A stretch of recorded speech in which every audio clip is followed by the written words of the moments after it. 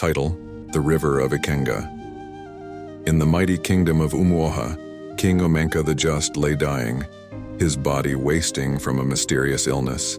Two sons stood as possible heirs: Ikenga, son of the senior wife Queen Achalugo, and Ikechukwu, son of the younger wife Queen Urina. When all remedies failed, the chief priest of Arodi consulted the gods. After deep rituals, he proclaimed, "Only water from the river of Ikenga, hidden deep in the evil forest, can heal the king. Let the two sons go. The gods will choose the true heir."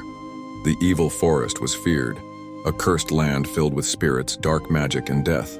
Both sons were given sacred calabashes to collect the water. That night, Akalugo called her son Ikenga into her chambers. "You will not go into that cursed forest," she whispered. "Wait at the edge. When Ikechukwu returns, kill him. Take his water. The kingdom must be yours." Ikenga agreed, his heart clouded with pride and jealousy. At dawn, the brothers set off. At the forest's edge, Ikenga stopped. "I will rest here," he said. "Go ahead, I'll catch up." Ikechukwu nodded and entered the forest alone. Inside, darkness reigned. Ikechukwu was attacked by spirits, tempted by illusions, and nearly drowned by hands rising from cursed soil. But with his mother's blessed necklace and a steady heart, he pushed through. At the heart of the forest, he reached the river of Ikenga, glowing under a ghostly moon. But a giant guardian blocked the path. "To take the water, you must defeat me," the giant thundered. They wrestled fiercely. Ikechukwu was thrown and battered, but he fought on. With one final cry to the gods, he struck the giant's heart. It vanished in a burst of smoke. He filled his calabash and began his return. At the forest's edge, Ikenga watched from hiding. When he saw Ikechukwu limping toward the village, he raised his bow. The arrow struck Ikechukwu in the back. Ikechukwu fell. A few drops of the sacred water spilled onto his wound. Ikenga ran over, grabbed the calabash, and left his brother for dead. He tore his clothes and smeared dirt on his face to fake exhaustion, then marched triumphantly back to Umuoha. "I have returned with the water," he declared. The people cheered. Queen Achalugo wept in triumph.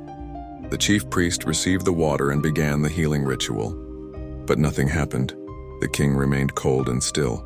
Whispers of doubt began to stir. Far from the village, Ikechukwu stirred. The spilled drops of the sacred water healed his wound. His eyes opened. Weak but alive, he picked up his calabash, still half full, and ran. When he arrived at the palace, the people gasped.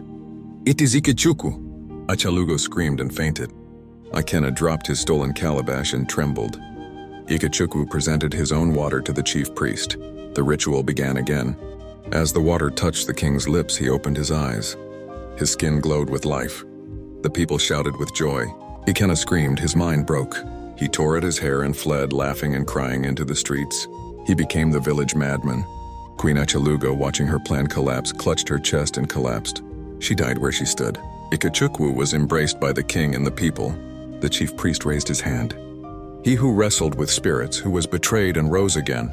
This is your future king." Peace returned to Umuoha. King Omenka lived many more years and taught Ikechukwu the ways of rulership. When the time came, King Ikechukwu the Brave ruled with justice and mercy. He built a shrine at the edge of the evil forest in memory of the gods' trial, and to honor those who walk in truth.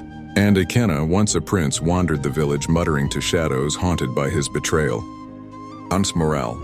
True kingship is earned not by birth or deceit, but by courage, honor, and the blessings of the gods.